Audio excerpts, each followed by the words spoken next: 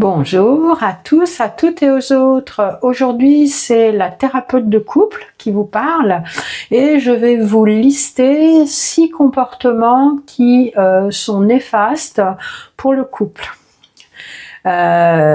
Donc si vous voulez que votre relation de couple dure, évitez ces comportements parce que en fait on ne nous a pas appris à faire couple et souvent les personnes elles apprennent sur le tas au fur et à mesure des relations.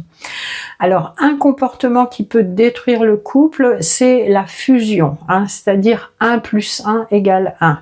Je n'existe que et par et pour l'autre. Quand l'autre n'est pas là, je souffre, je peux devenir contrôlant, contrôlante, jaloux, jalouse, anxieux, angoissé, voilà. Et puis l'inconvénient aussi de cette fusion, c'est que quand une des deux personnes a envie d'un peu plus d'autonomie, d'individualité, parce que dans la fusion, l'individualité n'existe plus, eh bien l'autre va souffrir terriblement.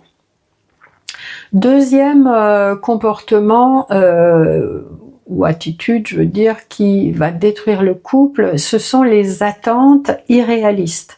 Alors, on attend de l'autre beaucoup de choses. L'autre doit être notre meilleur ami, notre confidente, notre coach, notre amant ou amante exceptionnel, notre soutien, notre partenaire de loisirs, notre guide spirituel, enfin bref, sur l'épaule de l'autre, on fait reposer beaucoup de fonctions qui en fait, comme le dit très bien Esther Perel, avant c'était tout un village qui faisait ça.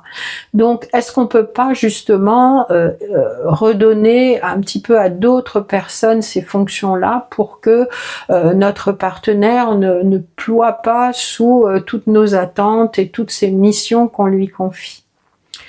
Troisième attitude ou comportement qui sont néfastes pour le couple, et c'est pas un scoop, les écrans. Les écrans, il y a une relation d'addiction qui est très très forte aux écrans. On peut dire que l'addiction elle est aussi forte que la cocaïne ou l'héroïne, donc il va falloir adopter vraiment des mesures drastiques du genre quand on est avec son ou sa partenaire, on met son téléphone en mode avion, on le met dans un tiroir, on l'oublie. Et aussi, on ne fait pas du binge série, c'est-à-dire qu'on ne s'attelle pas systématiquement tous les soirs après le repas à regarder une série. Parce que c'est pas ça qui va nourrir la relation, c'est pas ça qui fait de la connexion, c'est pas ça qui fait des temps de qualité partagés. Et ça, ce sont des éléments qui, au contraire, sont bénéfiques pour la relation. Quatrième élément,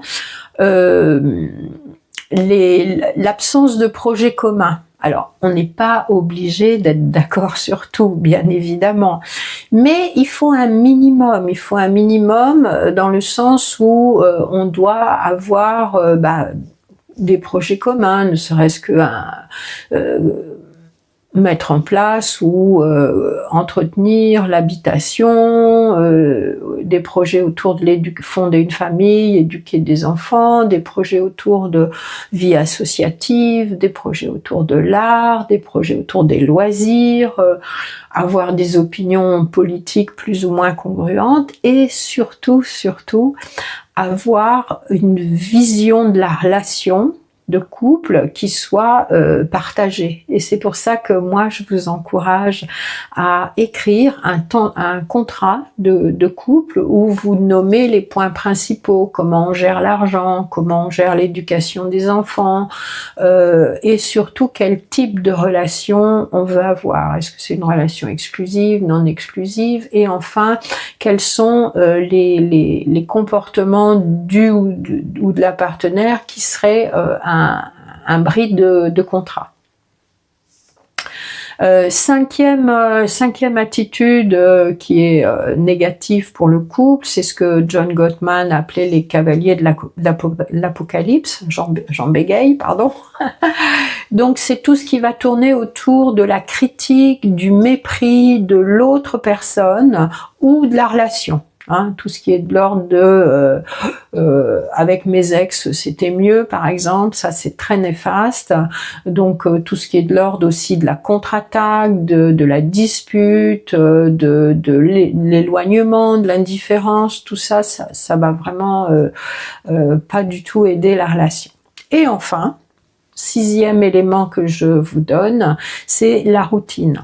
Alors, la routine n'est pas du tout mauvaise en soi, hein. Au contraire, c'est bien que des couples aient des rituels et une régularité, mais il faut de temps en temps des surprises. Il faut quelque chose qui soit, qui crée un petit moment de folie, un petit moment d'inattendu, comme quand vous étiez dans la phase amoureuse où vous aviez comme ça toutes sortes d'envies de faire des choses qui faisaient monter l'excitation, qui faisaient monter le désir et qui faisait en sorte que vous n'étiez pas juste dans la gestion du quotidien. Donc des petits moments de folie.